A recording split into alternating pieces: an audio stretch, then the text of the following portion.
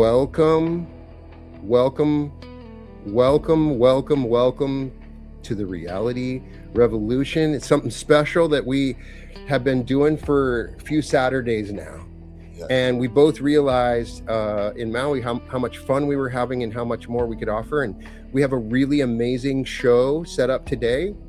We will be able to take questions from you, but at the same time, we got Natalie Namaste coming. In a few minutes, we got Sheila Gillette coming. We got the wonderful Kyle Boyd in the house right now. And it's absolutely amazing. Oh yeah, I gotta also make sure I put my Instagram live too. We're on Instagram live as well. We're on Facebook live. We're on Twitter. I actually have a channel on Twitch. And really? Yeah, what's Twitch all about? My son, you know, of course he looks on Twitch. People, it's just live streams a lot. So I was all excited. I went and I look, hey, I'm gonna go check out my Twitch, and 0 people have watched my Twitch. I think you got to market it or something, but we're on Twitch, we're on Instagram, I'm on X, and you can also see us on Facebook and of course YouTube. We got people all over the world. We're always looking at what you're saying. Today's my first day. I'm actually speaking with Invisalign. I won't usually for my episodes, but I got the Invisalign put in yesterday. You know what I mean? Oh, okay. Once I started going live on camera. I thought you take it out like what, at night? Or... Yeah, I can. You're supposed to keep it on 22 hours a day, but I talked to her and I was like, I'm gonna be doing live YouTube. She said you can take it out and they're gonna stretch it out for me, but slowly they adjust bottom it. Bottom and top or just bottom? Bottom and top. See, I had this. I want to call out Anahita. She did a great job. She's awesome. I had this fear of dentists because I had huge jaw surgery when I was younger. I used to have a huge underbite where when I was in school, I couldn't smile. I couldn't smile because I would be showing off this huge underbite. You could put a couple fingers between the bottom and the back. So then it was like once I stopped growing, then I can get surgery, and it involved like they break your jaw, they pull it back, they took bone from my hip, they pulled the top forward. I had to get the braces, like, so they got worse before they got better, so that they were, because they start, your teeth start moving towards each other when there's something like that, so they come out. So I had to straighten them, and then they did this surgery where they broke my jaw and they wired it shut. So when I came out, I was like just this huge, I had no neck. It was just all swollen. It was one of the craziest things. I wish I had taken a picture of it. And then I had to do liquid, like with an injection for 3 months. Like every channel was like this really good hamburger that you could eat. Like as I was sitting watching on the couch, like everything. You know, this new download I've been getting is that surgeries is often a time where like our intergalactic family. Right. And so I agree with that. I think that might be what's been happening when I did those surgeries. And then, so when I came out, I could finally smile. But then I also had this sort of fear of going to the dentist because it was so painful. You know, and Anahita knew my fear. So she's somebody in the group that's been to our events. She's a great dentist. And, you know, so finally, you know, it's just one of those things. It's, whatever you're fearing right now, it's not as bad as you think. My other fear was moved. It's like, if I'm fearing it, I will face it. Dude, right? You know this as well as anybody, but I'm facing one right now. You're facing your fear right now. One of my biggest fears. And I just got the letter in the mail. That's one of those fears, but they don't utilize, and I don't even want to speak to it too much, but letter in the mail that you don't like to receive. And it has to do with taxes. And so I have just actually been utilizing everything we've been practicing, and not as bad as you think. I'm not buying into any of the fear. It actually hasn't existed at all, to the point where it's kind of scary that I'm just like not in the fear. Well, I think part of that is that your inner future self that you've downloaded from those knows that everything's going to be okay. When people are facing these sort of crisis moments, after they've done the future self meditation, particularly at the event, then it's like you have these crisis points that come up, as I have too, where I should be totally panicking right now. This thing that's I should be totally panicking, and I'm not. You know, there is no panic at all about what I'm experiencing. So I just want to call out anybody that just joined us from our meditation. We just had a meditation that posted at 2 o'clock Pacific, and this is one of my most favorite meditations. If you get a chance, you got to check it out. Unleashing Infinite Streams of Money. It has a breath technique, a heart coherence technique, where you blast out explosions of abundance. You open up your channels. The sequence of breathing and coherence that we set up in that, I just want to call it out. If you tried it, if you sit and do the meditation where you squeeze your muscles and do your breath, man, it's so good. And I can't wait to do that in Austin, because we're going to do the Large Sums of Money event in Austin, which will be a brand new event we haven't done. And we're going to do the Unleashing Infinite Streams of Income. And it's one of the coolest meditative techniques that it combines like heart coherence, but also entering into these highly vibrational emotional states and blasting it out, and then feeling it come back, like connecting to the earth and what's all around you, sort of feeling the 360-degree infinite streams of income. You know, you reminded me, I was reading in Frederick Dotson, in one of his books, he has a similar experience where he gets audited by the IRS. And then he realizes by the time it happened that he was making so much money, it was just like nothing to whatever happened. It wouldn't matter. You know what I mean? Like he had already accumulated so much from the expansion that he had started to realize that those things, we worried about those things in states of lack. And then once you're in it, your future self knows, oh man, that's not even a big deal. It doesn't matter. When the old version of you would have been like, okay, I'm scared right now. And then you run through all the doomsday scenarios. This is a really interesting component about this. It's I don't want to say it's a technique, but it's aligned. It's the future pole that, you know, that I'm working on with my book that I'm really excited about, that I can't wait to announce more details on. It's something that we've now done. We've done a 4-day event around it, a 3-day event. And as we're experiencing at the forefront of this exchange, we're starting to really see some really common situations from other people. We're going to bring people on in future Saturday sessions to talk about their experiences, because I'm just so excited about it, right? I'm so excited. I figured out a way to utilize the old school science of new thought and manifestation integrated with a new school form of physics that allows us to completely change our life. And I'm not saying that like those old infomercials we watched in the 90s. I'm saying that because I've experienced it and I've had some people around me experience it. It's such a game changer. I'm so excited about it. Yeah. Right? I'm walking in a completely different life. And I'm actually especially excited about the Large Sums of Money retreat that we're doing. I don't think I've even told you this, but I was working my other job in the government as a community development director. It was a good job. Mentioning it. It was my old dream job, and still until I started like doing stuff like this. And I was listening to your Large Sums of Money meditation, 8-hour sleep meditation. And then all of a sudden, one of my videos with Daryl, I was like looking on YouTube to like see how it was performing. And all of a sudden it just went nuts, right? And like, I've never seen the algorithm do this. And it was like, I think I got 3,000 subscribers from this one video. And I got $20,000 from it, which allowed me to quit that job. And then I kept listening to your Large Sums of Money meditation.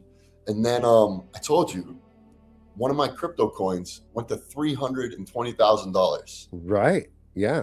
I only had a couple hundred. I mean, it's the same thing that happened literally when I created the Large Sums of Money. I went through the same thing you did. Suddenly I was looking at it and the Large Sums of Money video had paid me enough so that, you know, I was working 2 jobs. I had a business, a book business. This was like 5 years ago or 6 years ago. And it was like, finally, I was like, you know what? I'm not going to focus on that business anymore. I'm just going all out with this. And it was just like that.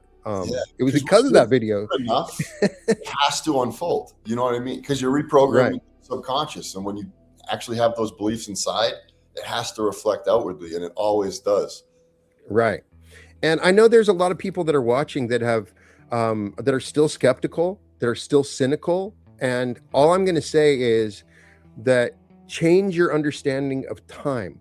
It may feel like you waited a long time, but you'll realize you waited the perfect amount of time. That everything's going to come to you in perfect timing, because there's a perfect timeline for you where everything works out in perfect ways. That it comes to you at the right time and expands in the right ways so that you're ready for it. Because everybody in this group that's been working on these is about to experience massive abundance. And everybody that is experiencing massive abundance, because we have people coming to us all the time saying, this changed everything for me. All of a sudden I started making this money. I got these new resources that came to me. When you read the comments, it's exciting. And I also have had to confront the sort of spiritual realm that money is not something we should be talking about, but it's the first thing that once we become okay with it, it expands our heart and allows us to move beyond into other dimensions. And that's always been the point of why we're doing this, is I want people to be free to explore who you truly are, to remember that and not be locked into these old patterns, right? I love that you're adding the heart coherence component, obviously, as part of the heart coherence collaborative. You can be out of coherence and you're not necessarily, you can have a lot of money coming in and you're not in coherence. I see a lot of wealthy guys that I meet and they've activated the third eye, but they just never activated the heart. And the kind of money they make is totally different. The way they live their life with the money they have is totally different. They're not living their greatest timeline. It's stress. It's competition. It's harsh, right? And what I've found is that when you do the subconscious reprogramming, the large sums of money 8-hour, but you also add in heart coherence, it's like an amplifier, right? Where you're like, that's what manifesting like crazy. That's what the Unleash the Infinite Streams, the meditation that we just did. That's what I did. Is I took the best of both those worlds, because I really feel like the path to infinite streams of income is opening your heart to infinite streams of energy, right? Once the heart opens, then everything else starts to open. It's the battery behind everything, right? So I had to slow down for a while because I was it's crazy, but I was listening to that meditation every night and doing crazy amounts of heart coherence, and my external environment kept reshaping rapidly. And it was like I was living in new dream houses, then a new dream house. I was just like moving around too much that I had to slow down. It was getting too crazy. Yeah, how much can you take? You open your nervous system so that it's able to take in the full amount of abundance that becomes available to you. Be open to change. Be open to new things, new ideas, new opportunities that come to you that you're not expecting. It's this openness, because you're right. People hit a natural block. They can only contain so much. We see it a little bit at the events too, because we do. You have to be ready for massive change. You have to be ready. There's obviously, you can see in every case with the way that people could open themselves up for more, but they are naturally resisting and not expanding their container to where it can be. And so what I was really proud of with this Infinite Streams, we expand the container to make it feel limitless in that meditation after we amplify the heart energy and use it as an explosion. So I felt when I was meditating with everybody earlier, I could feel like our container sort of expanding. It's really fun. If you guys, every other Saturday, we do one sleep meditation every 2 weeks and one meditation. Meditate with us at the same time. There's something special that's happening when we do meditate at the same time, and that's why I've always done that live on Saturdays. And we've been doing it for a long time now. Ever since I started from the very beginning, we've done the Saturday meditation. So I was always excited for people to come on and talk about it afterwards, because it's easy to slip out. That's the thing. People can be in that state and then they come back and they're immediately triggered by something and they get slipped out. So stick with us. Yeah. And I inspired by that, I started a Sunday night at 8:00.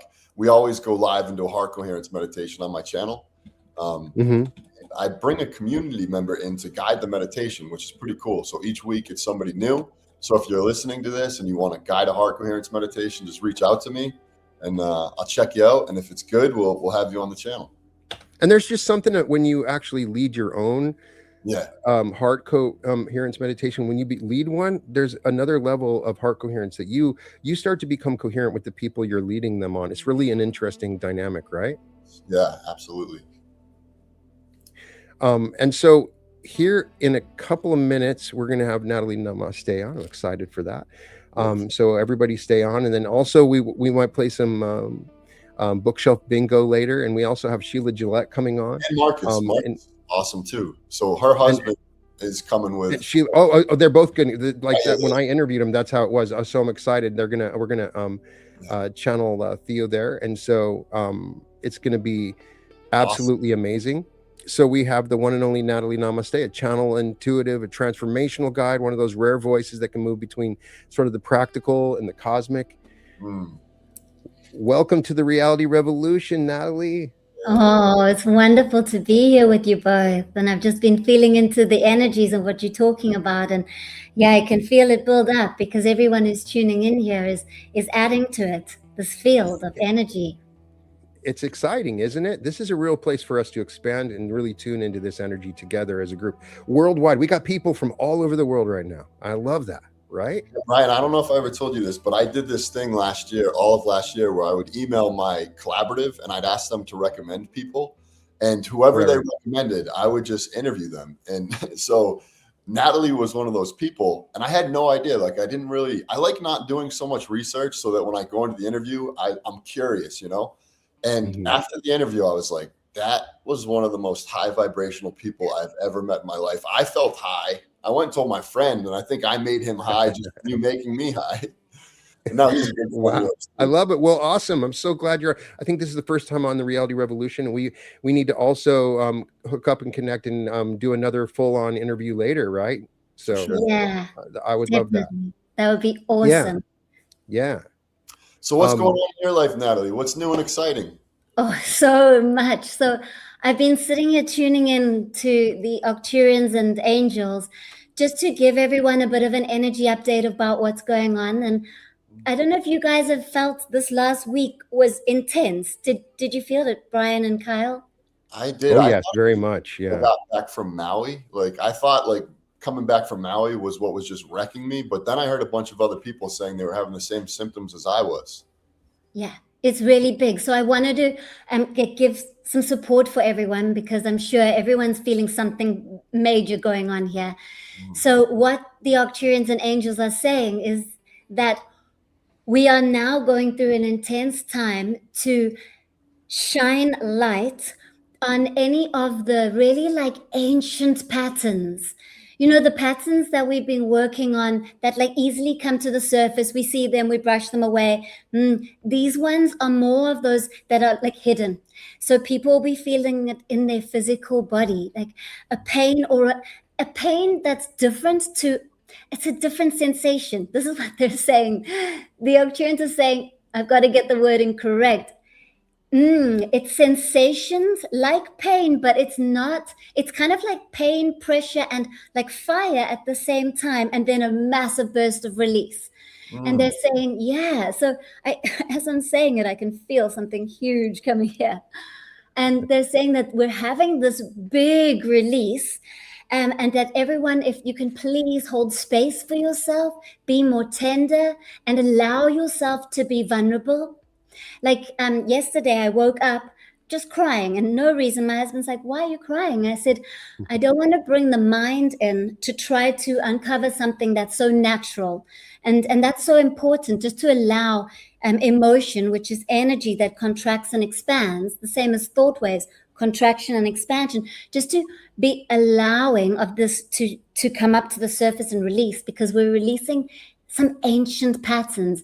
And the reason why this is happening so intensely, they're saying for this last week, and it's going to go into next week as well, but it's really good news. They're saying that we're having this big release because something new, they're giving me just a little bit, and more of it's gonna land soon. I'm actually gonna jump on with Kyle and Stefan Burns in the Heart Coherence Collaborative soon, once I've downloaded more. But for now, what they want us to know is that round about mid-June, some big waves, some massive ascension waves are coming. So anything that doesn't match the higher frequency timeline that we're going towards has to be dropped. And this last week and this coming week is an opportunity for us to really release it. And so the guidance is, what they're saying is, absolutely be vulnerable.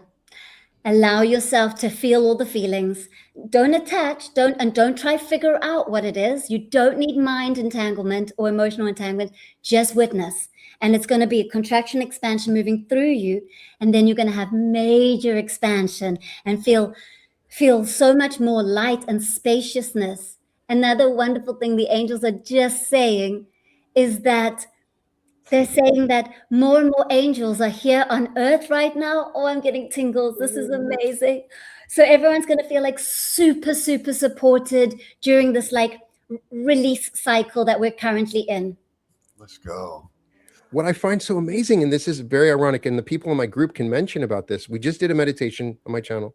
And the whole thing, I designed this a couple months ago and recorded it a couple months ago. But the whole thing was about pulling in energy and then holding it and then exploding it out in the same exact way that you just mentioned, and then allowing the energy to come back in the meditation. I don't even remember recording that. And it sounded so perfect, and I could feel it like we were tuning into the moment. This was actually happening in waves, a sort of expansion and contraction. I was even having them contract their muscles and tighten. And at the time, I didn't know that it was so finely tuned to this moment. I love coincidences like that. Yeah, one thing I want to say too is we just got back from Maui, but before going to Maui, Natalie came on my channel and she was saying that in Maui, that specific time was a portal. And she said that, you know, one of the symptoms you could have is your ears are going to be ringing. And I heard it. I'm just being honest, Natalie. I was like, there's no way my ears are going to be ringing, right? Yeah. And sure enough, for the first time ever, my ears were ringing. And I was like, what? Yeah. That's what it's like. And then I hopped on with my collaborative and multiple people were saying, my ears ringing. And I'm like, damn. It's like a pressure change. And I noticed it, like you're hearing something. The ringing isn't just a ringing internal. I could hear something in the unseen from that ring. There's different rings. You know what I mean? I noticed. Oh, yeah. And I feel like the ring wasn't a normal ring. It was like a hum. Do you know what I'm saying? It was sort of a hum at a certain level that was like, we don't normally hear that. That was my feeling when we were there. Where are these waves coming from, Natalie? Do you know, like, talk to us. What's generating them? Is it the sun? I'm tapping into it. I just want to feel where they're coming from. The words are, it's galactic. So this is why it's new for us. It's going to be like new frequency waves for us that come in like mid-June. Huge potential to have massive expansion. So yeah, it's other galaxies. It's deep wisdom from other galaxies. And what I'm just picking up now, I get so excited about it, is they're saying the advanced human species is in the field here. So your future self, as you say, Brian, and you know, this beautiful being, it's right here. And after this massive release week that we're going to go through, and all this light that's coming in from these other galaxies, it's going to create like an opening for the human species that already exists in the field of presence to be magnetized in quicker and deeper. Ooh, this is exciting. Wow. Natalie, can you talk about the nature of galactic energy? Are there unified galaxies that are working in conjunction as one single being? Sometimes you get the idea there are galaxies, old galaxies out there that are literally just a single living entity, just transmitting energies, right? Can you imagine that, right? Tell me what they're saying, or talk more about the galactic nature. Yeah, they bring in a color. So right now, as we're tuning into this exact frequency, I'm getting like a deep indigo with pink and white light, and it's moving in an anti-clockwise energy direction. And what this means is it's bringing in the energy of more presence, spaciousness, openness, acceptance. And so these are the qualities that this galactic energy is activating and supporting us within. So if I go deeper into it and connect with them, there's like billions of beings, and I could just hear the frequencies shifting, and I can feel all their presence. And then what they do is they're tuning in. So they're showing me like multi experience, and then they're bringing me in, and I'm coming into like this unity consciousness where they're now bringing through one voice, one energy, and it feels like the sound of Om. It feels really deep, the sound of creation, when light was created and then it was heard for the first time. They're bringing in like that ancient frequency for us. Should we do a couple ohms to just harmonize with them real quick? It's like an ancient echo, isn't it, Kyle? You want to do a couple ohms just to celebrate? I'm down. I'm always down for ohming. Let's ohm it. Let's do it together. All right. Yeah.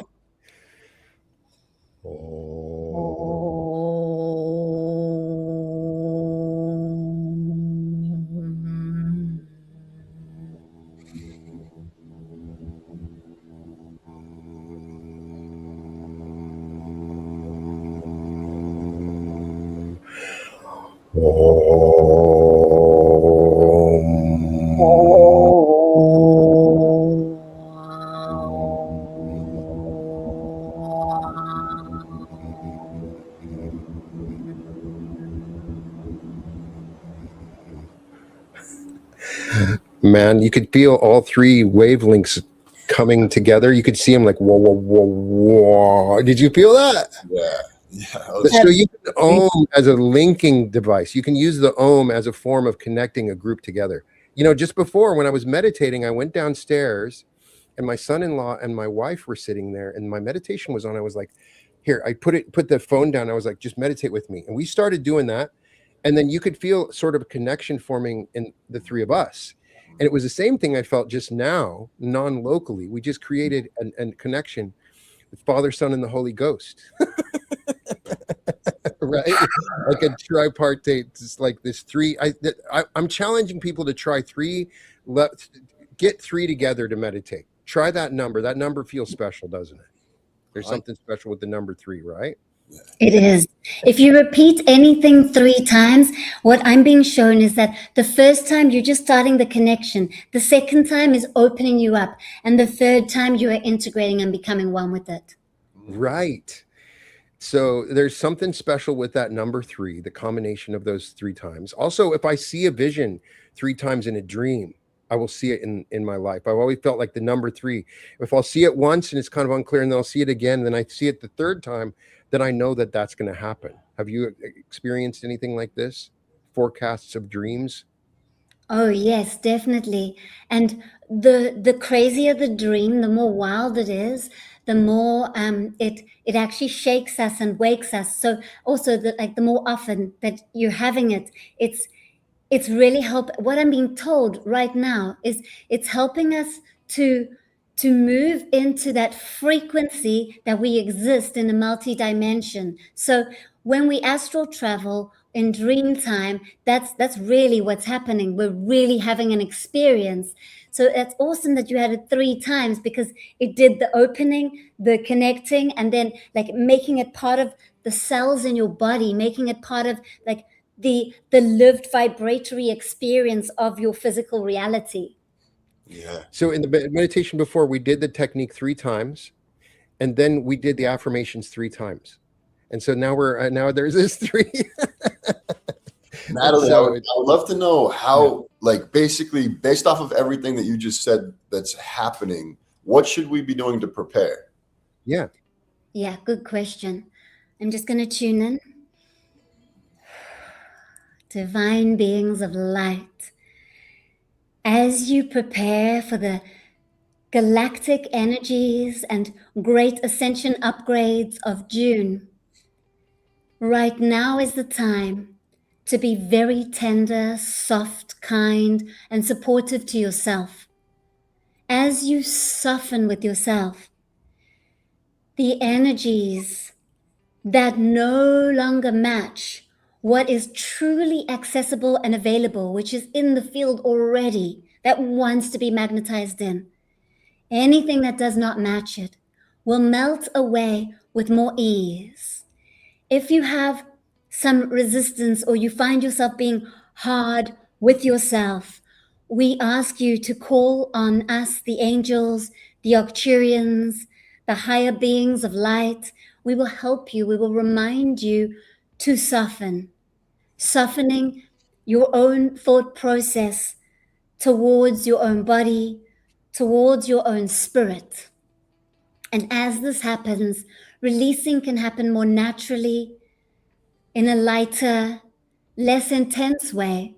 But also there are some intense waves, and when they do come in, not to resist them, to breathe into them. Breathe deeply into your belly, your sacral chakra. In the Eastern practices, it is a very sacred space in your body because it is the seat of your soul. Now, many of you may want to call in all the light of your soul back into your body so that you have more and more light in your body to work through these releasing cycles, and feel and sense your soul coming deep into your sacral. Here you have 72,000 meridians, which then come out of the body as tentacles or filaments that are sensing and feeling the environment and the energies. As you bring all conscious awareness into this area, your soul is back in its seat, and a great polar switch flips in your whole system, meaning that instead of the thinking part of your mind, which is only 5% of your great consciousness, of your great mind, instead of that small percent of mind running your system, your soul starts to run the whole of your system. And you notice that you find yourself being more present. So what we invite you to do is call all the light of your soul to be in your body. Feel your soul sitting back in its primary seat, running the show, meaning that you are conscious, you are aware, you are then able to witness as the patterns bubble up to the surface and clear out of your energy field without any effort, with an out breath, with a conscious noticing of the release, and know that that's how simple it is. Throughout these days, ground yourself, drinking water, being in nature, taking deeper breaths in and out, making the out breath longer, signaling to your body that you're safe, you're grounded, you're supported, and ask all the beings of light to support you. They're waiting for you to ask. All you have to do is ask, and you are supported. And one more thing, your imagination is your portal to creation. When you were a child, you imagined so freely, and then with schooling and growing up and becoming an adult, somehow there was a limitation and a blockage around imagination. And even sometimes some of you might feel bad, or you're saying, oh, well, it's just my imagination. But your imagination is the portal. When you allow yourself to daydream or to imagine, you are actually creating possibilities in the unified field, meaning that either yourself or others in this world or other dimensions will be able to have that experience because you've imagined it. You are that powerful. So allow yourself to open, allow yourself to imagine, because this is an imaginary world. It's a mind-made reality. It is your dream and you're creating it. Remember how powerful you are. We are here to deeply remind you all the time.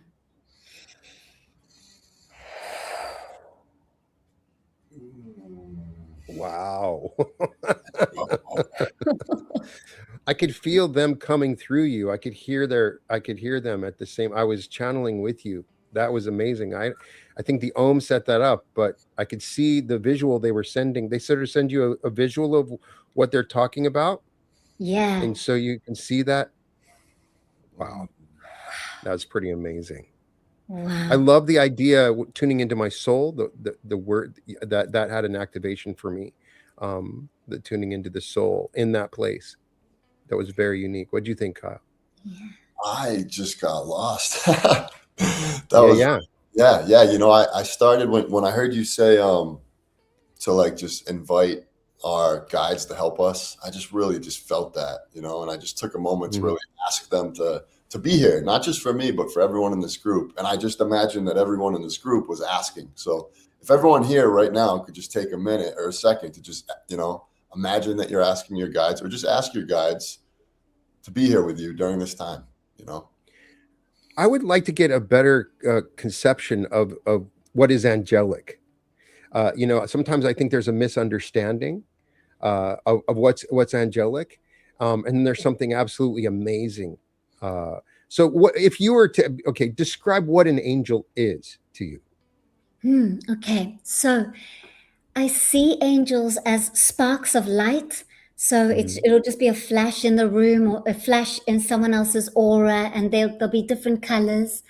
And I feel them. So sometimes I'll feel like a hand is on my arm, and then there'll be words that come through my mind. And the angels, they're high frequency beings, and they're very loving, compassionate, tender. They bring through very supportive qualities. It's different from the Arcturians, because when the Arcturians come through, they come through quite electric. They come through like electric white, blue light, and they're talking more about like spiritual awakening, and like expanding the mind and magnetizing in our realities. Where the angels, I often feel like they're helping us with like the human experience and to process emotions and what it's like to be a human, and to like guide us and steer us through. Like I've had people, a friend of mine, she was in a car accident and it rolled a few times, and she said she didn't believe in angels. She said her guardian angel came in, held her in her seatbelt, and she didn't die, and she didn't have any big injuries. She just had some scratches and bruises. And someone else I know, they were walking in a tunnel at night, and they saw some people and they felt scared, like it felt dodgy. And they said, Archangel Michael, who's he works on the blue ray of light of protection and strength. They said, make yourself visible. And they walked, and those people kind of shied away. And like first they were like teasing and joking with each other, and then they kind of went quiet, and they walked through, and she walked through feeling safe. And when she got home, she said, what happened? And Archangel Michael said, in that moment, I made myself fully visible, really big and strong. And so, yeah, the angels can come through in so many ways. Like many people see the numbers 1111 or a feather on your path. And I feel like we each have a guardian angel. I've gone out of my body, and I've been taken to before birth, like during a retreat when I was doing breath work. And I got to see that I was with the angels, and that everyone is with their team of guides and angels that help them to like prepare and also plant some seeds for some experiences they want to have in this lifetime. So they do quite a lot for us. I have a question. Do you think the angels ever become just real quick, I want to know if she thinks any angels have ever been embodied as human. Do you think that that's happened? I do feel that. I feel so. Just the other day, this bird came in, and I was like, "Oh my! It's my friend who died a few years ago." And I was like, "How does that work?" And then my guide showed me that a spirit can infuse into an already an animal, an insect, and that they allow the infusion. And so the same can happen for a human. They can be so connected with the angels, like how I channel. Like I kind of, Natalie kind of disappears, and I feel like the angels just speak through me, and it's an infusion. So yeah, it can happen with humans as well. Someone in the comments asked, and this is for both of you, how do you ask your guides for support? I think you just ask. I mean, they're always there. There's no special technique or thing you have to do. I mean, just can you guys give me some support, please? Just that works for me. What do you think, Natalie? Yeah. Sometimes what I do is I have the palm of my hands up, facing up, because this is a signal from the physical body to the universe and to the guides and angels that I am open to receive support. So like I'll lie down in bed and I'll have the palms facing up, and I'll say to them through my mind, I am open to receive all your love and support in all the ways beyond what I can currently even think. I'm open to all ways. Wow. Wow. Well, Natalie, we're doing something to celebrate this energy coming in, which I'm really excited about. We're going to have a special cacao ceremony led by Natalie I think in 2 weeks. I love cacao ceremonies. Yeah, so Natalie's actually gonna send out instructions for what to buy, right, to make the cacao. Yeah, I'm going to send out a recipe so everyone can bring their own cup of ceremonial cacao. We're going to set intention. I mean, cacao is amazing. What it does. Oh, so good. It activates 4 of the bliss molecules. So you experience bliss. It clears your mind so you can access the higher frequencies, the higher beings, and your higher self, like direct connection of messages and wisdom. And the first time I ever had cacao, I had this physical cracking open of my heart. Like physically you feel your heart open. Yeah. So what are we going to be doing? It's such a heart opener. Yeah. What are we going to be doing during that time, Natalie? Well, we'll all bring our cacao and we'll set intention and bring blessings. And I've got special Icaros, shamanic songs. And then we'll set a blessing and intention for the group and we'll drink our cacao together. There'll be channeling, there'll be meditation. And, I've got to feel it out in the moment if there'll be questions and answers as well. Yeah, we'll be guided. They're speaking loud. They're going to guide the session. Awesome. Oh, wow. Yeah. So if anyone is interested in joining that, I'll put a link down. You get a free 7-day trial. So you don't have to sign up now, but sign up whenever, like 7 days before. And then if you like the community, stay. So I'll post the link in the comments. Very cool. Yeah. Very awesome. No, that sounds absolutely amazing. And I'll definitely try to make it to that. Yeah. And so I'd love to know about your first experiences, since you're new to my group, people getting to know you. Talk about your first experiences, your origin story, where you started to get your superpowers, where you started to see and experience these other entities working through you. Everybody has a unique story around that. So I'd love to know yours. Oh, thank you for asking that. Well, I feel like I remembered from when I was really little. I have memories being in the cot and speaking to the beings of light around me. And I have this immense amount of white light that comes through me. And it's been coming through since I was little. And I remember saying to my mom, this light, this can heal people and this can make people happy. And so I knew, like at a young age, I was like, I'm here on earth to help people to remember this infinite light that is always here. That's what we are. And then, so I was seeing auras and reading. I can see, hear, and feel beyond this dimension. So I can really sense what other people are going through. And so when I was a teenager, it was intense. I could like read everyone, and I needed actually some grounding and to know how to not be doing that all the time and to know healthy boundaries. So then I also kind of went through a phase of just wanting to fit in. And so I kind of switched it off for a little bit. That didn't last long. And then it just started coming back stronger. And so I found a teacher in my teens who took me under her wing. I'm South African, and she was a South African shaman, and she taught me holistic healing. And she was like, wow, you really are gifted, because like I could read things about the clients that I was healing and know things that, you wouldn't know unless you could tap into the multidimensional field. So she took me under her wing, and I did a lot of training, and then it just kind of has grown and expanded. And it's always been the angels that I channel.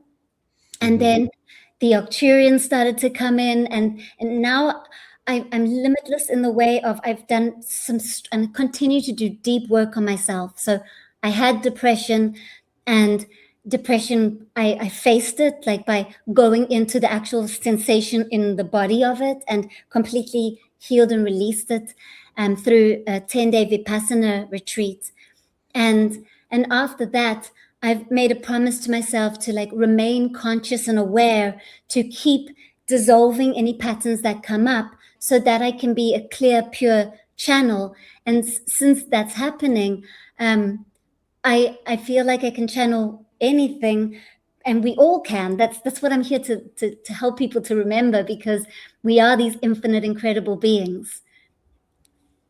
Well, like attracts like. So the angels and the beings of light were obviously attracted to you, because like attracts like. So it's an honor to have you. And is there any interesting stories you'd like to tell once you've been accessed? I've found that people in your situation sort of live in a bubble reality where like the animals, the colors are different, the animals that are in your surrounding. It's talk about like the nature, the magical nature of your life when you have access to these energies all around you.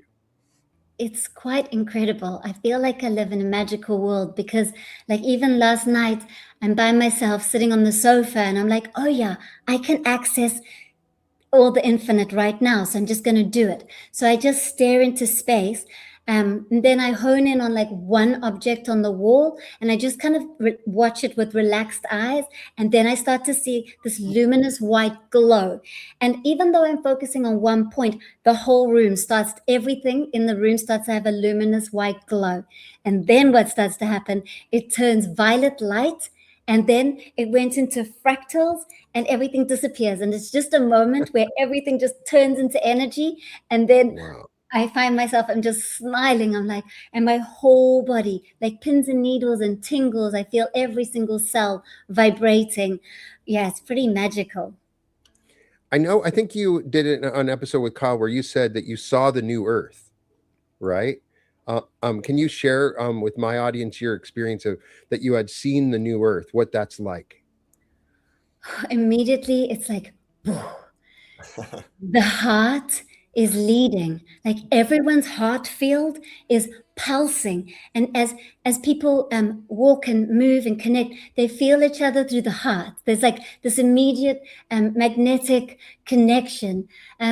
Instead of thinking our way through life, something deeper is happening. We're starting to sense our way. So there's a magnetic pull that we already have that goes, oh, I like that, and we go towards it. Oh, I don't like that, and we go away. That gets stronger and kind of moves us without needing to think. So it's less of a thinking, it's more spaciousness in the mind, it's more felt in the body and the heart. And I got taken out of our earth, and I see our earth now, and it's very much made up of the green light. The green light is our earth is constantly trying and working on creating balance. And the blue light is she's expressing herself. So the current theme of the earth, which is then with all of us, is finding balance and finding a way to truly express ourselves. There's a major theme. Going into the new earth, it's golden. And we are tapping into like the deep wisdom. I'm seeing the doorways, the portals of the pyramids have reopened, and there's golden light moving through the pyramids, because there's pyramids on all continents connecting, and under the ocean. This golden light going through the ley lines of the earth, connecting everyone and everything. Then we're starting to work with our telepathy, and it's not just all the time streams of every information. No, we consciously, it's like downloading our emails. We go, okay, I'm going to tap in to the field of this is who I want to connect with right now. And then you it's focused mind. So you're able to focus the mind and communicate telepathically, way more like astral traveling and connecting in the higher dimensions. Schooling is a huge one. Schooling from the heart, the old systems completely, it's dissolved in this future earth that I'm seeing. And I'm also seeing that old belief pattern that we've carried for so long about I have to work hard, earn money, like that doesn't even exist. There's just this real knowing of what's in my heart. I follow this. That's the creation. Let's go. This is amazing. So I'm excited, and so people need to continue to hear about that vision.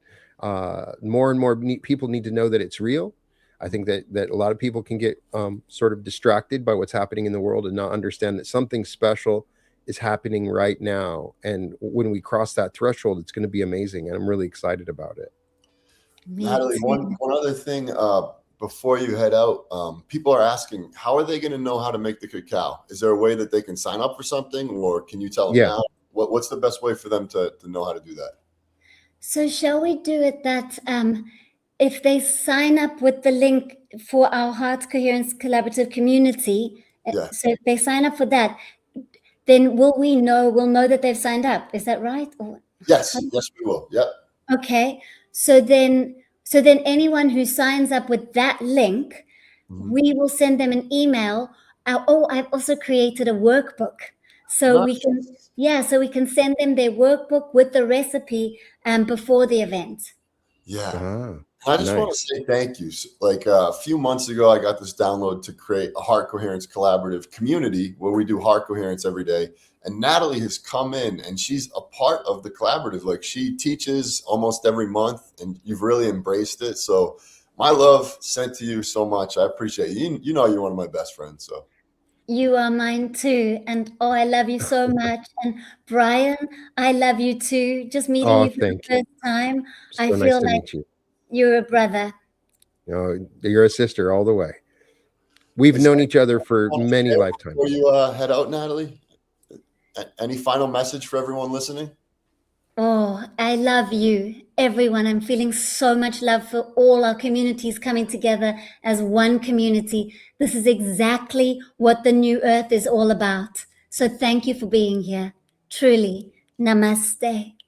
Thank you so much, Natalie, and welcome to the Reality Revolution. We'll talk soon. Let's set up a time so I can have you on. We can talk even further, okay?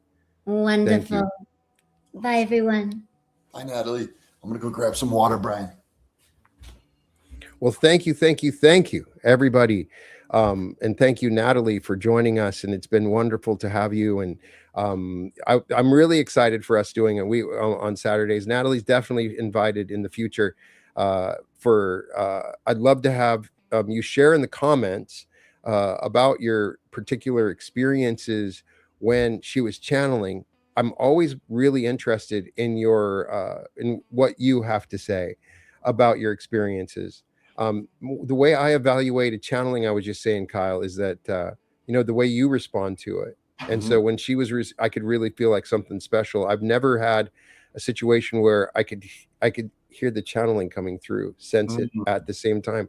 I think it's because we ohmed together. Yeah. We all ohmed together. So we started synchronizing. And then as she was channeling, I could see it coming in before she said it. And so I could actually see it. It was really amazing. Right? Yeah.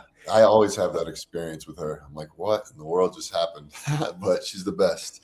I got to text Sheila and Marcus right now to tell them it's cool. It's cool. But while we wait, we can do bookshelf bingo. Bookshelf bingo is in the house. So remember, I got, let's see, 1, 2, 3, 4, 5, 6, 7, 8. 8 bookshelves. So the first number is between 1 and 8. The first one that pops up. We go with the synchronicity. We find amazing books. We talk about them for a few minutes. So throw it in the comments. What's the first number that comes in the comments between 1 and 8? Let's see what we got here. What do we got? Anybody put it? We got, is that, wait, what is that? Kyle, is that, did I lose it? I think we got 3. What are you looking for? The first number that came up? The first number that came up. It's coming in so fast. 7. 7. All right. Yeah. And then now pick a number between 1 and 4. First none. 1 and 4. 1 and 4. So let's see. 3. We got 3. All right. Man, I have so many comments coming in. It's a great problem to have. Yeah, it's a great problem to have. Appreciate you all so much. Thank you, Jen Smith. Thank you. Thank you for that. We appreciate you. So third shelf. All right. Now pick a number between 1 and 20. 1 and 20. First one that comes up, 1 and 20.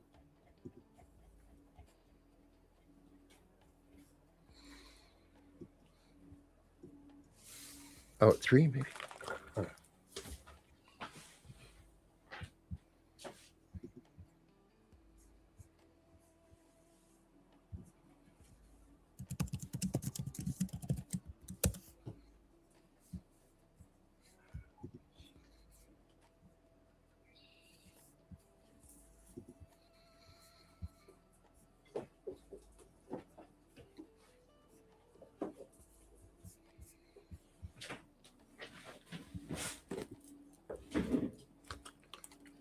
As far as I can tell, the book that was chosen was a book called The The Last Town by Blake Crouch. Blake Crouch is the writer of Dark Matter on Apple. So if anybody wants to see a science fiction show, Blake Crouch, also, he was the writer of Wayward Pines. This is one of the series of Wayward Pines. And it's one of my favorite series. That Dark Matter, you go into this sort of object and you can go into any reality. It looks like we got Marcus here. So, cool. Is Sheila there too? Let's have Marcus pop on. All right. Sheila's coming in just a minute. How you guys doing? Hey Marcus, it's good to have you. It's good to meet you, Brian. Good to meet you. We I think you came on once before, right? I think maybe. Man, no, I don't know. You look and sound very familiar. I don't know if we've been on or not. I had Sheila on once before, so but if not, then it was another reality because I'm sure of it. I have to do a search, man.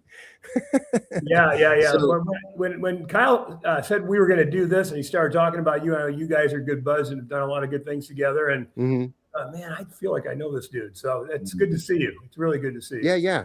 No. Thank you so much for coming on. And you and Sheila have been doing this for a long time. While we wait, tell us a little bit of your story.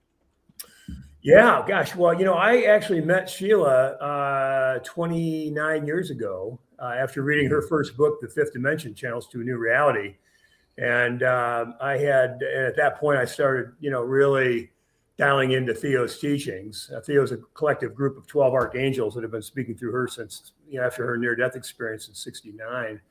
And, we got together. We had all this crazy, wonderful, miraculous stuff that happened when we first met each other. I know you guys can relate to all that. Oh, yeah. And then we've been together for 29 years, and we've been doing this work with Theo ever since. And Theo's teachings, Brian, are really geared into multiple pillars, but primarily loving the self first and foremost. Really dialing into self-love and remembering who we really are.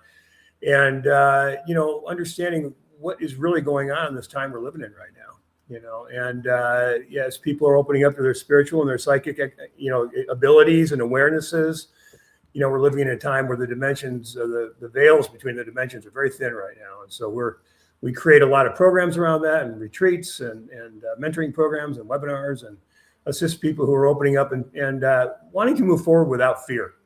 There's a lot of fear right now. So we did actually talk in 2022. It's been almost 4 years, but we did actually talk, and I do remember. And so it was an amazing interview, and it's so nice to have you guys come back. And so in this time, what sort of channeling, since I last spoke to you 4 years ago, what sort of changes or interesting alignments have you seen in the channelings of Theo? Well, that's a great question. I would say there's been multiple kind of arcing up, if you will, of their frequency and what they're teaching us to embrace as our own.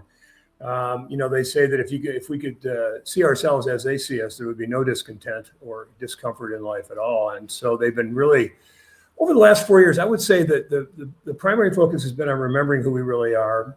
It's about understanding the difference between raising our vibrational frequency in the physical and matching it with the vibrational frequency of our soul note. And our soul note is the actual essence of who we are in our soul essence. And what that means is that our whole waking, walking, presence in life is just amped up in a way that is indescribably fun and really exciting. Yeah, that's been kind of where they've been leading it, the path they've been leading us down. Hi, Sheila. Hi, everybody. It's good to be here. You remember Brian? Sheila, welcome. Do you remember Brian? Yes. Okay, she remembers. All right. I knew it. All right. So good to have you back. How have you been? Thank you. Really, really good. Thanks for asking. Oh, awesome. So, well, we're always honored when you can come back and share the wisdom of Theo and just to have your presence. And, it's been an interesting 4 years. I'm sure you guys have been traveling the world, right? We have. It's been a good 4 years. We've impacted a lot of lives, which is the whole purpose, and really encouraged people in their becoming all they could be. And it's been good. One thing that I always love to hear, Sheila, is somebody's like channeling origin story? You know, like how did it all happen where you just all of a sudden had Theo come through? Well, I had a near-death experience in 1969, which was the catalyst for me. I was in intensive care and I said, hey, God, give me a job. Because I just had a brand new baby and I wanted to stay on the planet. And I saw movement at the end of my bed and it was Jesus standing there. I had pulmonary embolus. My lungs were non-functional. They were full of fluid. And I knew if I closed my eyes, I'd never open them again. And here was Jesus standing there. And I, as you can imagine, went, whoa, this is interesting. And I heard in my inner mind, hearing as we hear our own thoughts, a distinct male voice say to me, remember, my child, you are loved. And when I heard that, he smiled and crossed his arms. And I felt as if my crown had opened up and this warmth just started going through my body. And when it came through the trunk of my body, I felt like I could take a deep breath. And now my lungs were not functioning. It was like an elephant was sitting there, but I felt like I went like that. And it was a few seconds, minutes, I don't know, a place out of time. When I talk to you about it, it's as if it just happened. But then I started getting better and the doctors were surprised because they were preparing my family that I wouldn't make it through the day. Wow. So when I got out of the hospital, I had all kinds of psychic phenomena happening internally, externally. I could hear messages clairaudiently, like I heard Jesus's voice that day. And then I tranced spontaneously. You're getting the Reader Digest version of this, but I tranced spontaneously and began direct voice mediumship. At that time, the scientist that I worked with that tested me for my psychic abilities said, you are a direct voice trance medium. That's before channeling was even used in this context. And I thought, okay, so this is the job that I was given. But back in 1969 and the early 70s, it's not something you talked about openly. You know, I didn't go into social situations and go, guess what I can do? So I've watched over these 5 decades, really, an evolution that's been happening, an awakening that's been happening to today, where these kinds of things are spoken of like now. And, you know, you can be sitting in a restaurant or a coffee shop and you can hear somebody at the table next to you talking about going to see a channeler, or you can talk, you know, even on the news, we hear news commentators go, well, I was just channeling that. So it's become part of our lexicon, part of our normal dialogue. But back then it sure wasn't. Wow. Thank you for being an OG in the field and paving the way for all of us. You know? Thanks. I mean, this happened before I was born. That's crazy to me, right? Okay. I was only 2. You were only 2. All right. Wow. That's really. So no. Hey, we'll take it. We'll take it. I got it. We'll take it. I believe it. So yeah, I mean, that is. I'm sure that over time, your experience with it has changed. We were actually talking to Paul Selig in Maui, and he was saying that sometimes he'd be driving, and all of a sudden the guides start coming through. Like, do you have times when it's like, you know, maybe not right now is the time? Do they always seem to come through at the right time, or sometimes it's inconvenient? They do. Well, they have not a lot come through like that. It's only when I needed to know something right away. Oh, okay. But they taught me early on. They were my teachers because I didn't have a mentor. This all happened spontaneously and on my asking God to give me a job to do. And so all along they said, you know, we're doing this as a collaboration, and this is your life to live. So you set the times when we work together. Not that they're not always there supporting me, but it was like, you need to do this to have a life. And so they mentored me all the way along on how to do this in the world. And gosh, I don't know what I've done, if I hadn't had that mentoring. They told me to do it, like, to set appointments with people and, to do all the things that I do now. I mean, they've mentored Marcus and I in our business along as well, because we asked them, what's next? What do you want to teach? Wow. So it's been this evolution, but they were my mentors in the how-to. But they do, to answer your question, they've come in like that, but not that often. Okay. It's usually in a situation that they need me to know something right then.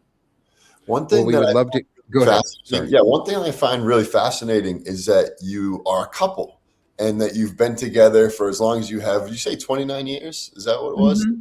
And yes. you've like, because as a couple, you're a couple, and then you're business partners, and then you're also probably like best friends. I mean, you kind of have to be, right? Yeah. How did you manage all of that? And like, do you have any advice for people who are doing that? Because my partner and I, we work together, and so sometimes it can be a little challenging, but it's been pretty good. Just curious. We were meant to do this together. That's, and you hear that from people. When I met Marcus, I knew exactly that there was something bigger than the two of us that we were to do. And then I knew I was supposed to have a partner, and I went, this is it. And my concern was that he wouldn't get it. Luckily, he did. And so, we complement each other. We really do. And we work every day together. We live together. But it's exciting because we get to talk about all this stuff, with each other, and the exciting things and the magical things that happen in our lives really do, that we so enjoy and really connect us. So, we've had friends and people say to us, well, how can you be together so much time? But I have my own office. He has his work area. You'd think we'd be bumping into each other all the time, but we're not, because I'm in my office doing my thing and he's doing his thing. And we sometimes meet for lunch, and we definitely talk about the end of the day, but that's how it works. We treat it as a business. We have business hours. We do our work. And so it just works. Luckily. Yeah, I'll give you the real story, Kyle, offline. Yeah, I was waiting for it. No, I'm just kidding. Before you get married, you and I need to talk. Oh, you sound so ominous. Where are you guys from? Where do you guys live? We're in Scottsdale, Arizona. Scottsdale, okay, yeah. So you got warm weather. That's one good solid part of that, right? For sure. Yeah, we do. I have 78 today, though, man. We've been having some great weather, so it's been fun. Getting ready. Beautiful. Marcus, I got a question for you. Is there any message over the 29 years that really shocked you from Theo? Gosh, that's an interesting question, Kyle. That shocked me. Yeah, I mean, there's always things that, kind of, oh my God, I really needed to hear that. I think that for me, cool. And Sheila will tell you this, when we first met, I had done a lot of work on myself. I had been on a spiritual path. I had been following a lot of teachers. I've been having a lot of experiences. And I think the thing that maybe shocked me in the beginning was how much I still had to learn, and how much I still had to experience, and how much more integrative I needed to be with my feminine, frankly.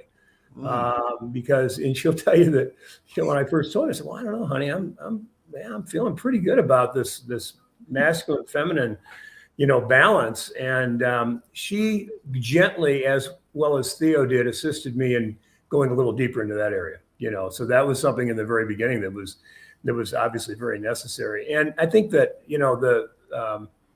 when I met Sheila, I had just come out of the Monroe Institute 2 months earlier, just been there. And I had a whole kind of path plan that included being in the consciousness, genre, the consciousness world. And I shouldn't say planned, intended somehow. I wasn't sure what it was going to look like. So I think maybe for me, the big surprise was so quickly as how perfectly we were matched to do this work as partners. And it was probably and I owned my own business for several years, even after that, consulting business. But I had, 15 or so years ago, it became evident that I couldn't do anything other than be with her and she and Theo. And so maybe there was a little bit of a surprise on how much longing I had finally to say, I can't do anything but this, Wow. And the last thing I'll say about that is that their teachings, I think, fully understand the epidemic of lack of self-love on the planet. That really took me as we began working together and, doing groups and doing mentoring programs. We went online in 2011, started doing virtual trainings and so forth. I don't think I understood really how much of an epidemic there is, how much of a need there was for people to really get to know and remember who they really are. And that's that vibrational frequency of unconditional love. And that's why we've created a whole program around that. The newest thing we've done over the last little bit of time. But yeah, I think that maybe, I don't know if that answers your question, Kyle, but that's probably what I just one quick follow-up. Like, do you find that being a couple, right? Like being in love plus working on a creative project, do you think the love actually inspires another level of creativity? Yeah, I think so. Yeah. Interestingly enough, our first book, we did a chapter on relationships. And this was the first year we were together. We were working on it.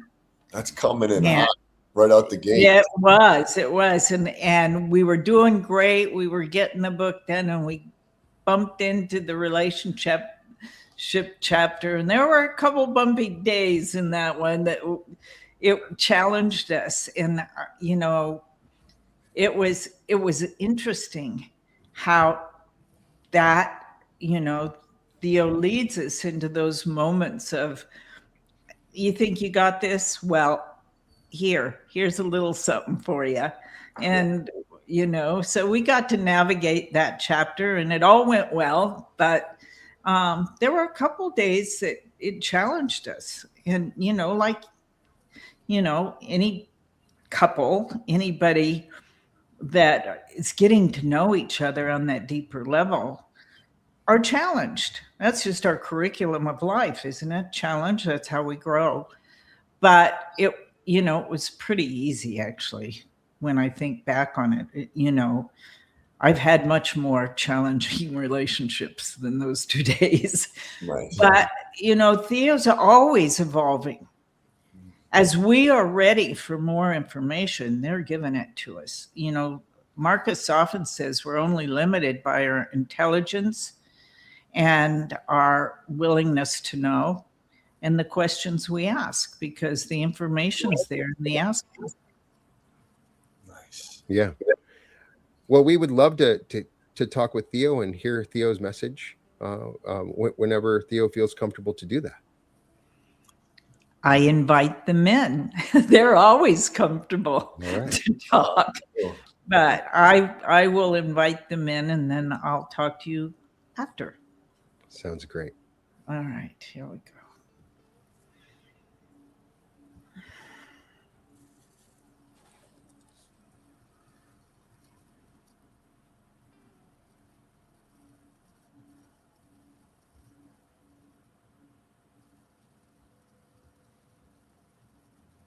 It is the beginning, is it not? We are appreciative of the opportunity to serve, you may ask.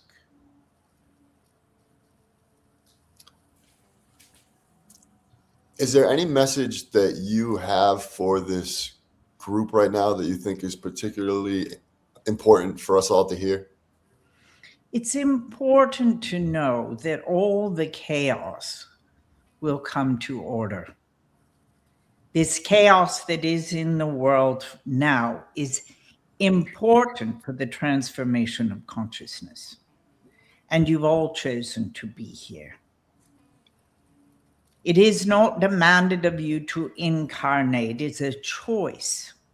And this is a magnificent time to be incarnated in the evolution of consciousness that it's occurring in and through each and every one of you. The soul expansion that is occurring now. We speak to the outer chaos. It's like the atom. The atom needs a great amount of chaos to have a breakthrough. So this is the time we've been speaking about for many decades. This is the time of transformation of which you all have chosen to be a part. So know what is happening externally is but theater, and everybody is playing their roles perfectly for this expanded consciousness. You may ask.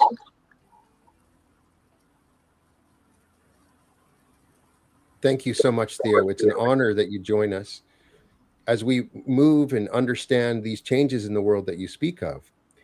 How can I utilize the love within me to help the world move into that order that you speak of? What role can I play? So it is all about love.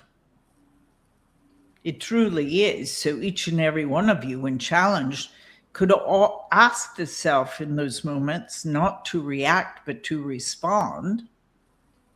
What would love do? Rather than react and respond in a way that is angry or upsetting, be compassionate, curious, and aligned with the inner self. Loving the self enough will change you to be that responder rather than reactor in your lives. So what can you do is think in terms of what would love do? How would you respond? In any conversation, it's compassion, empathy. For everyone has a story of challenge, some greater challenges than others, and some become immersed in that story and believing that's who they are, being a victim of.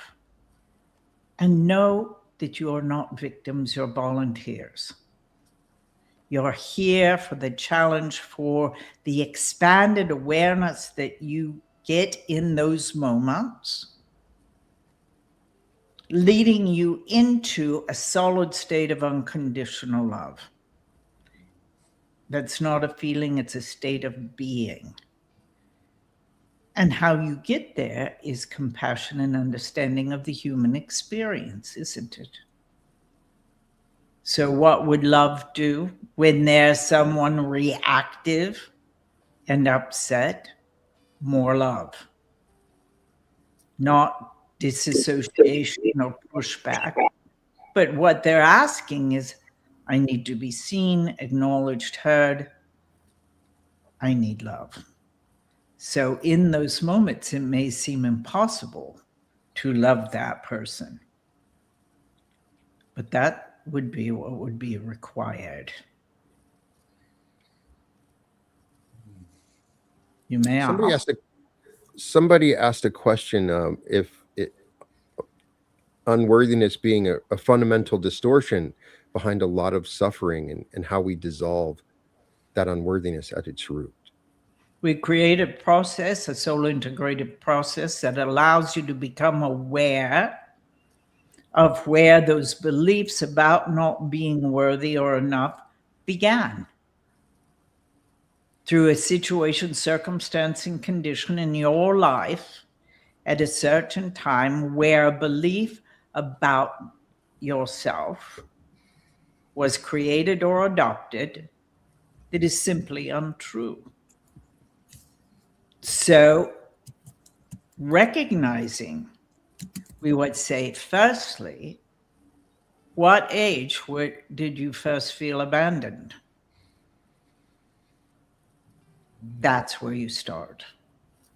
Loving that part of self forward.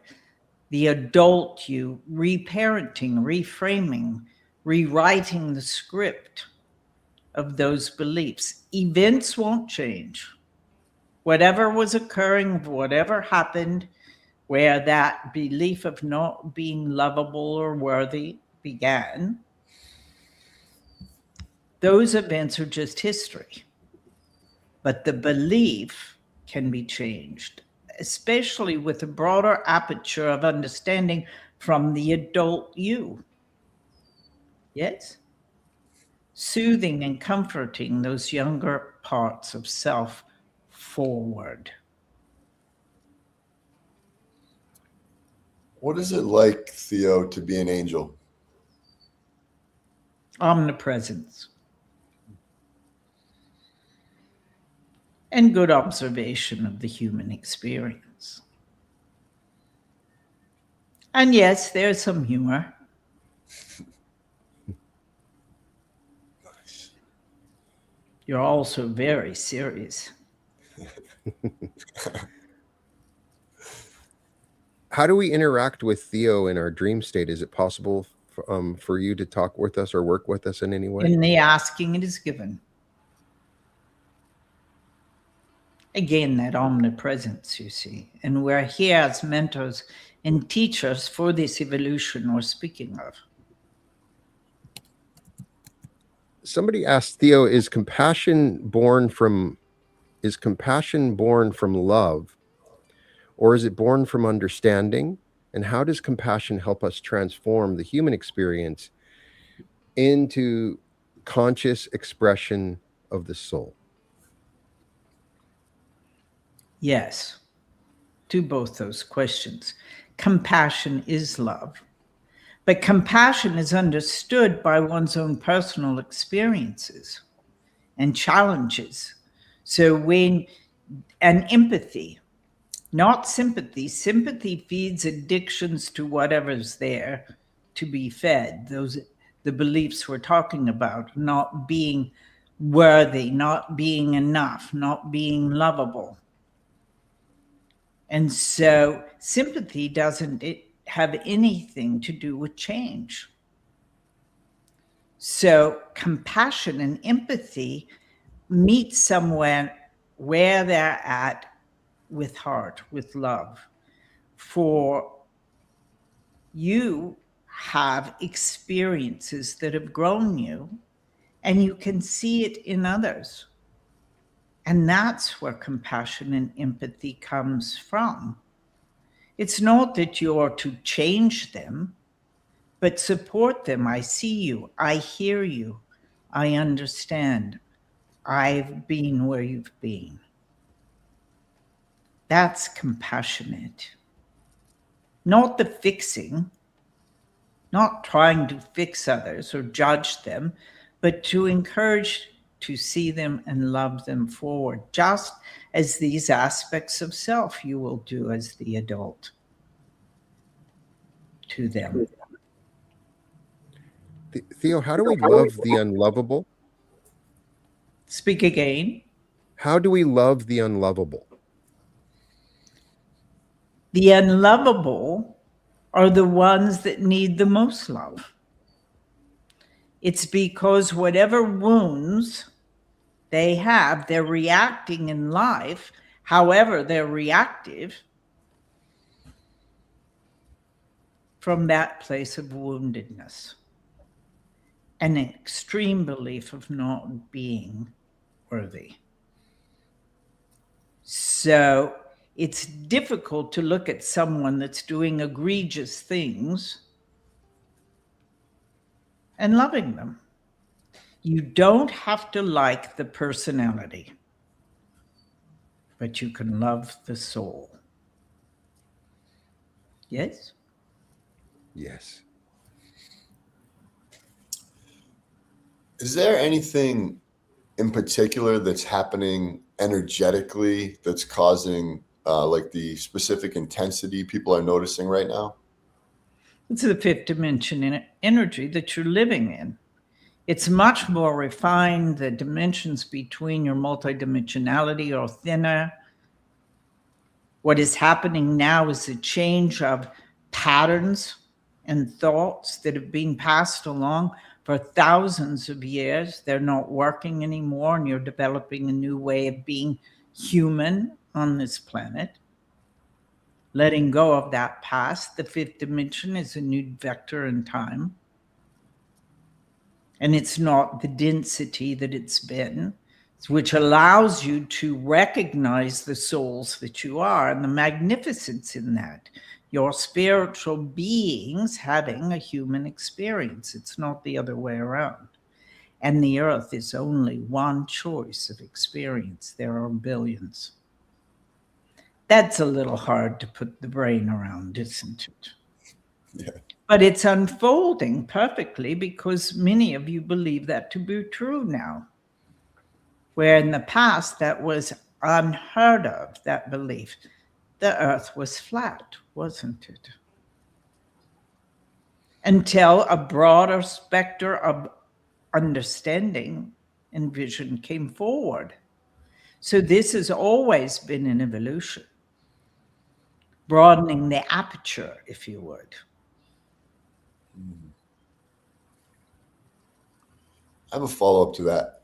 Is the new earth, is there anything like beyond the new earth, or is the new earth the final destination? No, as we said, the earth is only one choice. There are billions of choices. You can see into the universe now, where just a few short years ago you could not. You could not sit in a room and talk to others around the world and see them as you do today. This has been a very short few years that's been possible. So as you look into space with those pictures, you can see the vastness and the possibilities, can you not? You may not be in your human mind able to grasp the enormity of it, but you can feel into there's a greater out there, if you would. So we're often asked about aliens and UFOs. Yes, they exist. It's true, but can you imagine you being one? Because if you know that you have many choices other than Earth as a soul to have an incarnation, that broadens that aperture, doesn't it? It could be your neighbor. But there is the greater understanding that yes, they've been here all along. But the revelation will occur because the minds are ready, they're open, broadening that perceptivity. Can you speak about the changes that we're about to face, the changes in consciousness and what to expect? You're living into it. You're not the same person you were yesterday, are you? And you won't be the same person tomorrow either, because it's moving that quickly.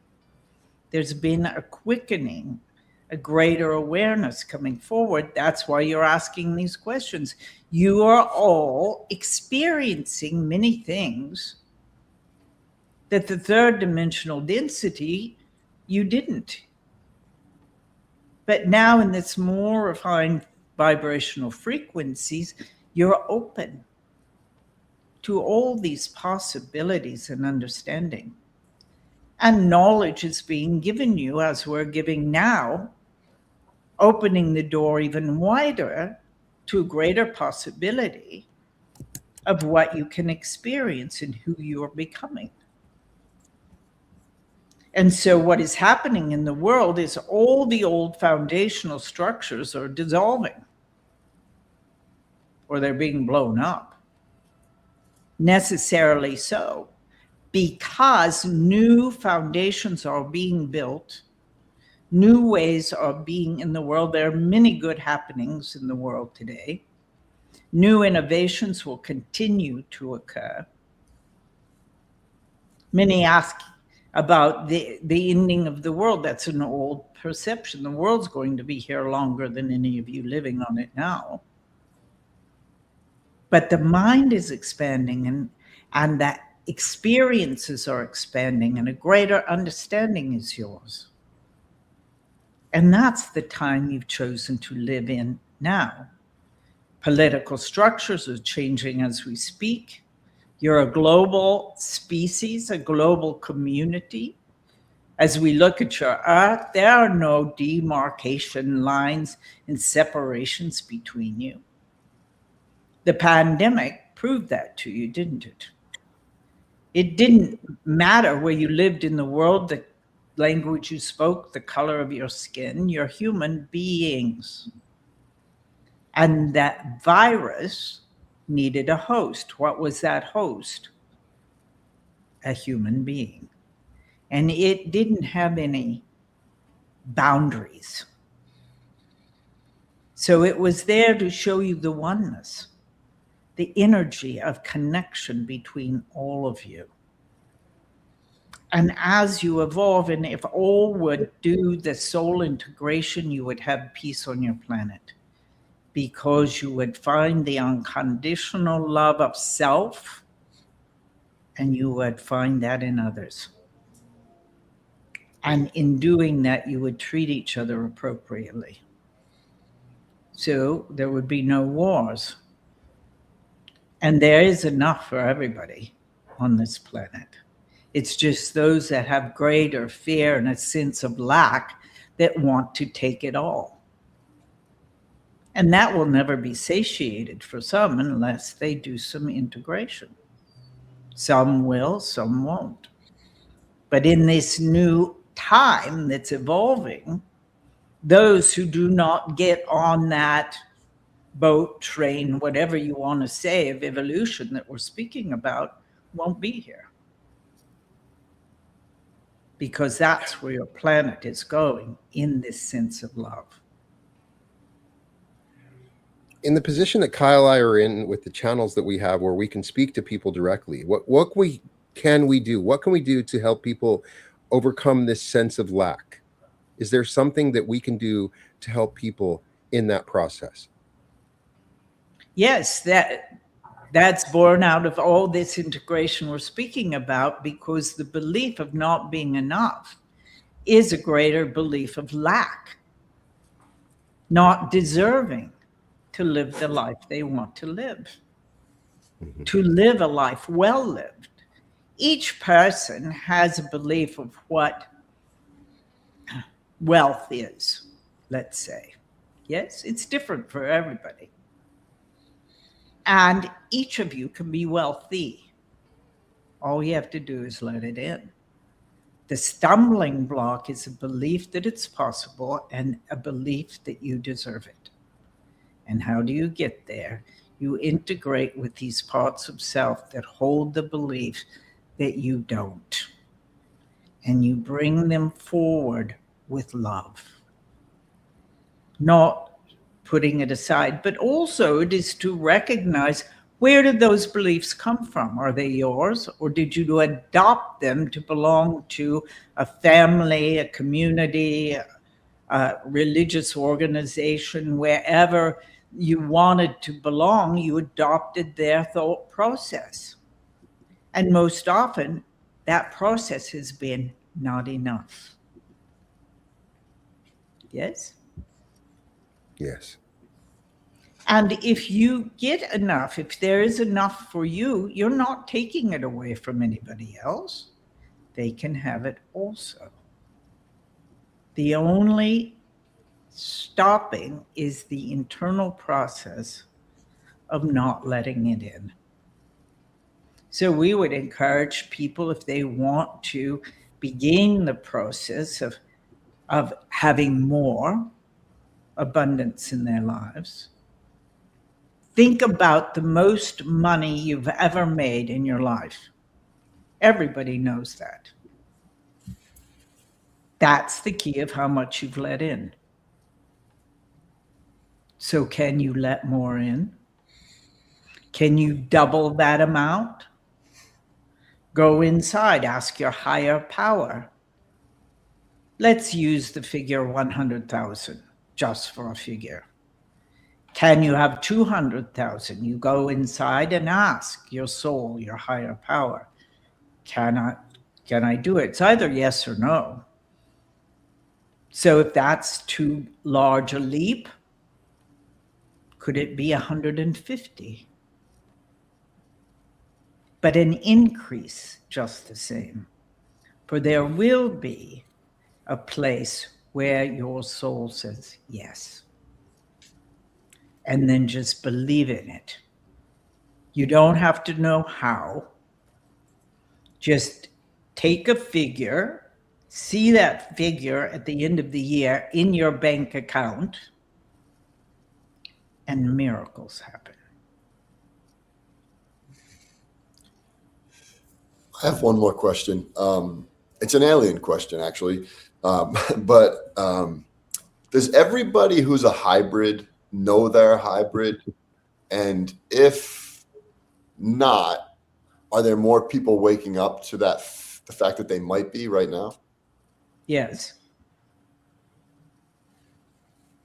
We would say some do, some don't. But there's a great awakening happening. And some question the possibility. If it's a question in your mind, the possibility is good that you are, because it wouldn't even come into your mind as a possibility. And then what do you do? Yes, what do you do with that information? Would it change it? That's the question I have right now. We would say it doesn't have to, no. What difference does it make? You're here for this evolution of consciousness. It's just another piece of who you are, you see, that you can accept or not. That's an internal process. But we would say it would be better to accept all things that you are rather than to segregate them out. That's what love would do. Thank you. Is there any other messages you have for us, Theo? There are many messages, but we see enough has been given for thought for this moment. We are complete. God's love unto you. Good day. Thank you so much, Theo. It's an honor to share your energy, wisdom in that moment. It's been an honor that you share your time. I'm so excited that so many people around the world got to hear this message, and it feels good. It feels right. What is so special about channelings like that is it goes beyond just the words that we heard. There's energy behind it. And if you could fully see in the unseen, the sort of energy transformations happening just through the words, the carrier wave of the words that came through all over the world, then you'd see something much more profound and incredible when you experience something like that, right? That's what's so exciting. Indeed. Yes. Yeah, well said. Yeah. Welcome back, Sheila. Thank you.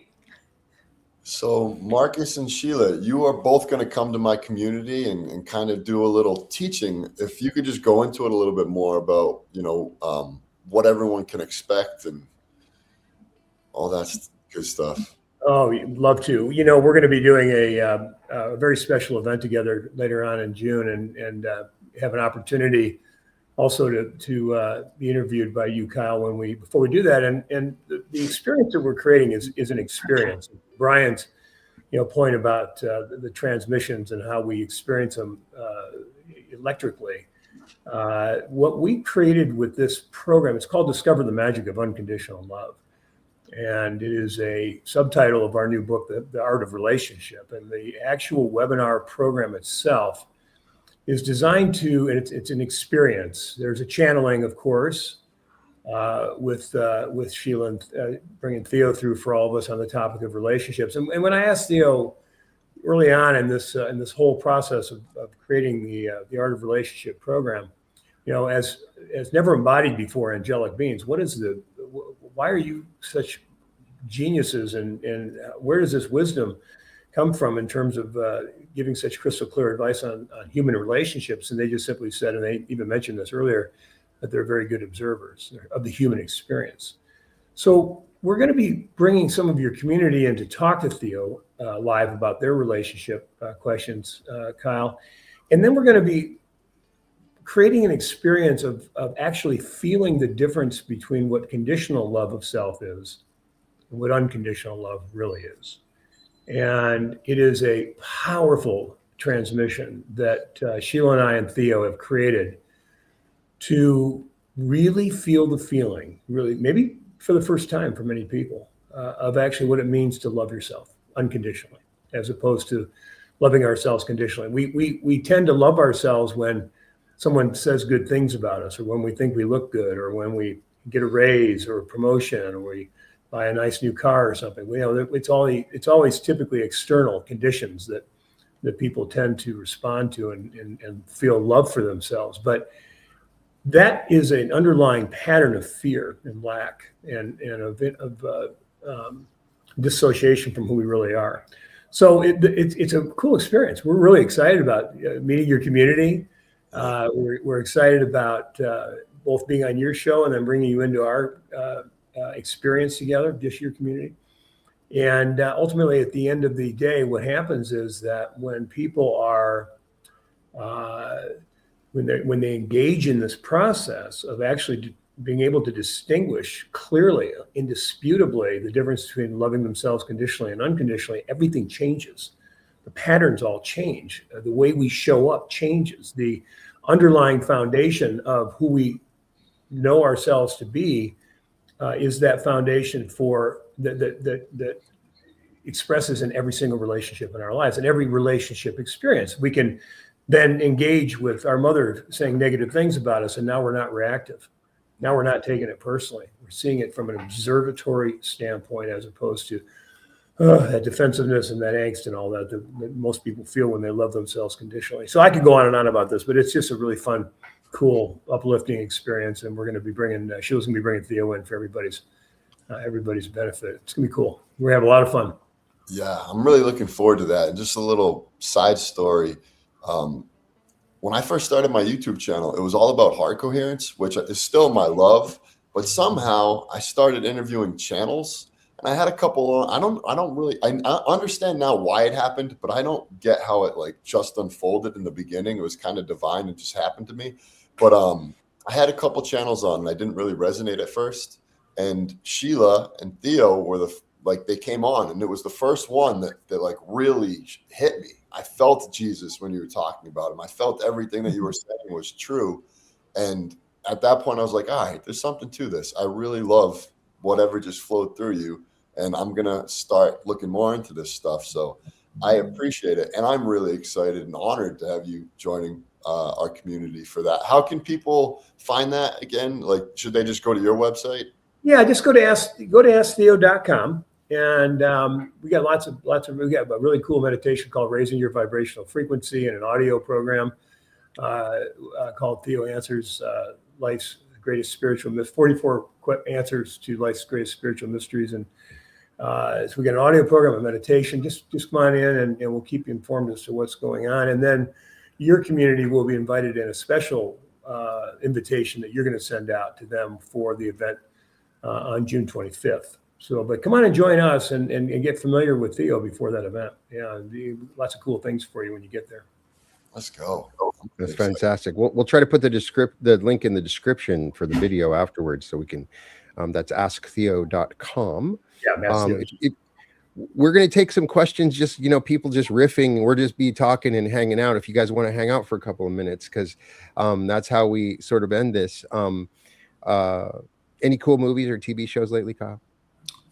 Oh no, I've been so just catching up since I got back from Maui, Yeah. But I'm loving life, I'm trying to think any movies. You know, I just saw the Project Hail Mary. Project. Oh my gosh, we keep on talking about it every week. Man, just watch it. Yeah. It's amazing. You got to see. You haven't seen it, Kyle. You got to see it. You got to see it. It's something special. I'll do it. You got to do it. If it's if you have to rent it, I think it's worth the rent. Or even listen to the book. What I watched the other night was Good Omens season 3. It was like a single movie. It's sort of in the world of angels. These two angels sort of have a relationship, and it's really, there's a fascinating scenario where God removes the angels and lets them play out a like billion-year evolution, so they meet each other. And there's some really, you know, I love the portrayal of angels in fiction. I also find that sometimes, I'm sure you guys, when you see angels all around, am I right? Yes. Yeah, we do.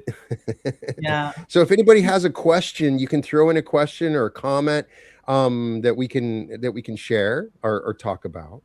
But yeah, why does the Ask Theo website? Okay, living authentically is unconditional love of self. That's true. I love that. But if anybody has a question for any of us, if you're going through anything, this is a great group of people that you can ask a question, and we can give you our own interesting comments. And I'll have to have you guys on the Reality Revolution again and do the same with our group. Share some of your teachings as you're doing with Kyle, because we all definitely need that 100%. Let's see, what do we got here? How can we see angels? John asks. How can we see angels? Well, first you have to believe in them. You won't see anything unless you believe it. And just ask. But they don't necessarily show up with wings. They show up as a color, orbs, balls. Mm-hmm. If you take pictures, we did a trip to Egypt. We're doing another one this year. But in our first trip to Egypt, we were in the temples, and people had their iPhones out and they were taking pictures, and there were all these orbs in their pictures that people weren't seeing with their eyes. Some were, but they show up digitally in a cell phone picture. It was really interesting. So that's a way you can see them, is just be somewhere and take some pictures, because they're all around us. Let me add one more thing to that, though, too. I think the other component of the belief is believing you deserve it, believing that, yes, you can actually see and experience angels. Everybody has angels. And the belief that you're worthy, this isn't something that just Sheila Gillette can do. And you guys know this, right? This is something that we all have the capability, innate capability of doing. And we have to believe that we are actually worthy of that ourselves. Yeah, it's not just for other people. And that paradigm shift right there will open you up as much as anything else, I think. Well, and it's not just seeing, because some of us receive differently. If you're a visual learner, lots of times you'll see that. You ask to see them and you'll see them. But if you're an auditory learner like me, I hear. So rather than seeing, possibly, if your dominant way to learn is auditory, you might hear a message, or you might hear your name called. And then you build on the visual stuff, and the visual people build on their auditory stuff, because we have several ways, because we're sentient being. We have these bodies, we have these receptors that we're getting information all the time. So some people might just feel it. Our body is where we get our messages. So it's not just one way. It's not just seeing, but it's feeling, it's hearing, it's visual clairvoyance, yes. But it's, we can just open all the receptors, because this is our receiver. Just like our television has a receiver, our computers are receiving. Well, our body is our big receiver. We just need to listen to it. Mm-hmm. I have a question. It's really important. Have you ever seen Angels in the Outfield? Yeah. In the outfield? Yeah. The movie Angels in the Outfield, right? Yeah. Of course. Yeah, that was my first experience with Angels. Yeah, that's a great movie too. There's Michael. Michael is a good movie. John Travolta. John Travolta, classic, right? Yeah, yeah, movie. and they're fun. You know, they're not scary like some of the scary. What was the TV show back in the 80s? Michael Landon was in it, and like he was just like he was just an Angel.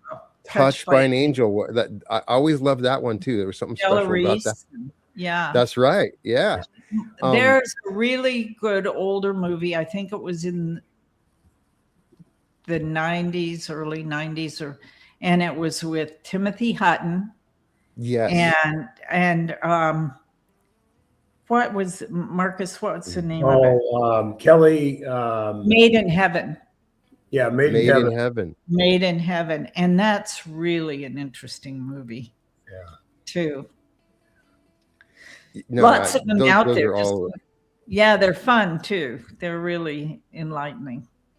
What's the movie? And I know it's a little bit different. Defending My Life with yes, yes, Albert Brooks right and Albert Meryl Brooks Streep. and Meryl Streep. Yeah, one of the all-time. You want to go see something that'll just surprise you, Kyle? I think that one is special. Sheila has a question. She's Soul Healing with Bree has a question. Sheila, I'm a trace channeler and working to navigate expanding my light body. Any tips to stay nourished in the human while channeling these higher dimensional beings? Absolutely. You really need to take care of your body, and you need really good nutrition and really good hydration. So it's listening to the body. I know I take good supplements, and I pay attention to the minerals particularly because they support the nervous system. And when you're channeling high frequencies, that what gets burned out is your nervous system and your adrenal system. So supporting the adrenal system and, not making an intellectual choice about your diet, but what does your body respond to? What does your body truly assimilate? Because we could say, being a vegetarian is the best way to go, but maybe not for your body. I know it wouldn't be for mine. I need animal protein. So you just have to listen to your body, but paying attention to good supplementation and paying attention to the minerals I've found, because that supports the adrenal system and the nervous system. Yeah, and nervous system regulation. Just really, working with any modalities that might stimulate the vagus nerve is a good way of doing this as well. And you guys know this, I know, but just the nervous system regulation right now has been a big topic of conversation in our community. Toning, humming. There's pulse. There's devices that you can purchase that are not super expensive that can help to stimulate the vagus nerve, but really getting tapped into the parasympathetic part of the brain as opposed to the fight, flight, freeze and the sympathetic side. So I think that's something and that's unique to every physical body too. What you might be interested in knowing is the vagus nerve regulates the heart. So when we get really anxious and so forth, you can just, right where your carotid artery is, right beneath that is the vagus nerve. You can just massage it and relax, and you'll notice your breathing get better. And I didn't know that. That's great. And breath work is really, really cool. Breathing can do it. Deep breathing. Yeah. I have one more question. Do you have as a couple ever meditate together? Do you sit in meditation together? And is there a process you can share with other couples, sort of deepen your connection with each other through meditation? Well, we'll share something with you that anybody can do, and it's particularly fun when you're with a romantic partner or just a dear friend, somebody you want to play with psychically. But when Sheila and I first met each other, I was here in Arizona, and she was up in Fort Collins, Colorado, and we would go to meditation. I love Fort Collins. It's a great place, and her daughter lives there right now. And we'd go into meditation together. We'd pick a time. We'd call each other, say, "Okay, it's time." We'd get into our meditation, spots. And we'd meditate for quite a while, and we would intentionally send messages to each other and have a dialogue in meditation and telepathically communicate with each other. And then we'd get back on the phone and compare notes, and it was stunning, the messages and how they were received. And we actually do this in some of our, we have a program and a retreat that we actually, we play with this, we experiment, experience this with our community. And it just, we have so many great stories for you guys. I mean, it's so cool when people have these hits and they go, holy shit, this really works. Yeah. This actually really works. It makes magic. I'm about the magic. I love my magic ways, and it's just intentional. We can all do it. It's just, it's intending and paying attention, because there's subtleties that you miss in a busy life. So it's just training yourself to more awareness, because it's all around us. I use my psychic ability every day. The more you use it, the better you are at it. And, that's what I would suggest to your communities, is just do it. We're all capable. We all have this receiver. We all have intuitive gifts, and we may be just new and beginning to open to them. And some of your communities are probably wildly open and having experiences. But the more we do it, the more fun it is. And a lot of people don't, because they're afraid. They're afraid they're going to lose themselves, or somebody's going to take them over, and we individually have our own power. And our soul is here by choice. And Theo says, nobody can do anything to you without your permission. And that's what they told me right in the beginning of working with them. So it kind of reduces the fears. And you might feel energy you're uncomfortable with, then just say no. Or, this isn't allowed now. So it's the power of no. No is a sentence. You don't have to explain yourself. Yeah. I just want to give a shout out that we have an interview Monday at 6 p.m. Eastern that we're doing live. So if anyone wants to join that, I'll put the link down below. You can join that, and you can submit questions to ask. We'll go in a little more depth. And one thing, just Sheila and Marcus, that I'm going to bring up during that is I recently had a QHHT session where I was being worked on by an alien, and then they basically told me that it was me that I was looking at. And there was all these revelations that came from that. And when I finished the QHHT session, I was like, this is crazy. I don't believe this stuff. You know what I mean?